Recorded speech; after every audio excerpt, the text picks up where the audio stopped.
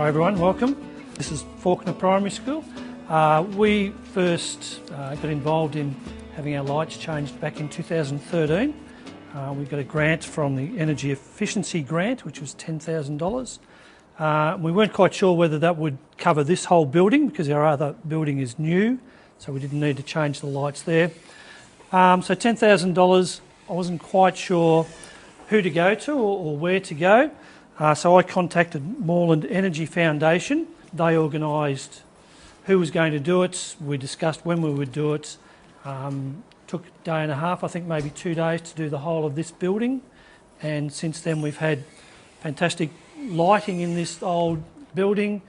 Previously we had the old fluoros that were always breaking down. The fluoros were always flickering, they were always going out. So that's been really good, really positive from there. But apart from the energy saving, the lighting is so much better than it was. And that's the big thing for us.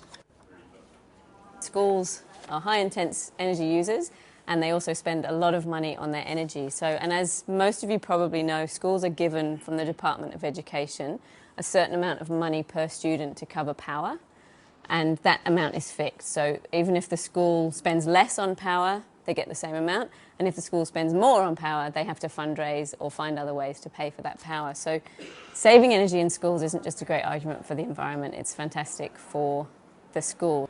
Just by switching lighting to LEDs, to energy efficient LEDs, the average school saves around $8,000 a year. So it's a pretty big saving just on the lighting. Solar also, depending on the system size, it's often a bigger outlay, but most schools will save at least $3,000 to $10,000, depending on the size system they get. So that's a lot of money that can go into other things. There's a lot of money that doesn't have to be fundraised every year. For the first time in our company's history, and for the first time for all of us, we have a clear and definitive path towards energy freedom. First step in this chain, though, is LED conversion. That's the first step you have to consider for your school if you haven't done it yet.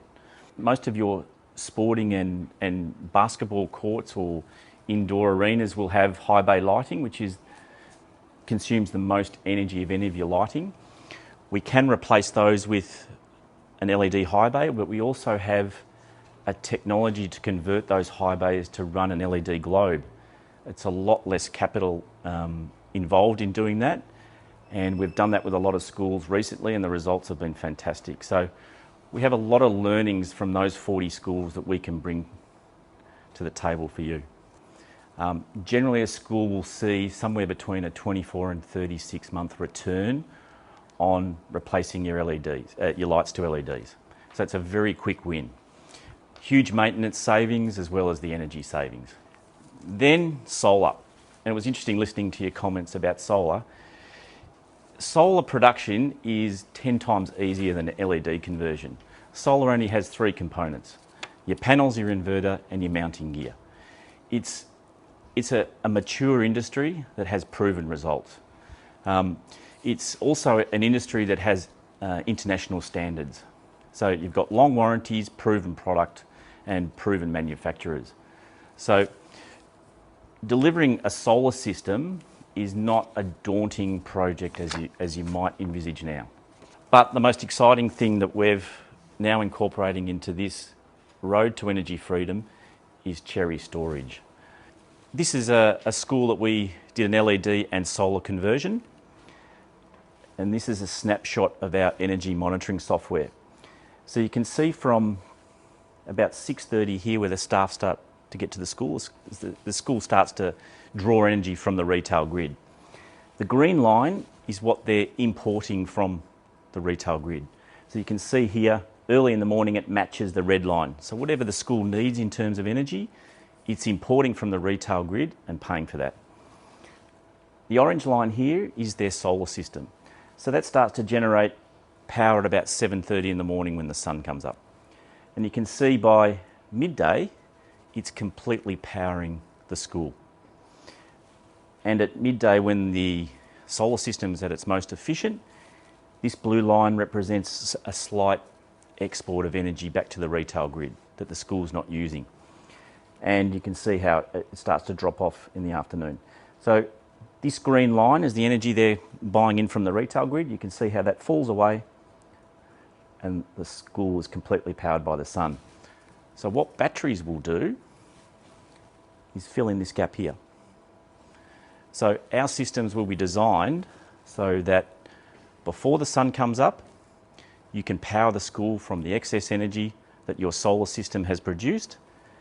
So we can hopefully eliminate this green line completely from this equation. That's the ultimate aim. But we must do LEDs first because you must make your site as efficient as possible so then you don't oversize your solar system. You don't want your solar system producing energy up here, especially if you don't have battery storage, because that's an overcapitalisation.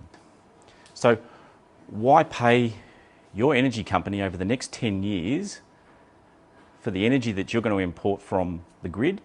Why not use that budget to pay off an LED and solar and maybe a battery storage project?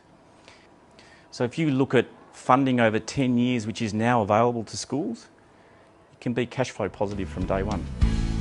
Contact us today to see how we can help your school achieve energy freedom.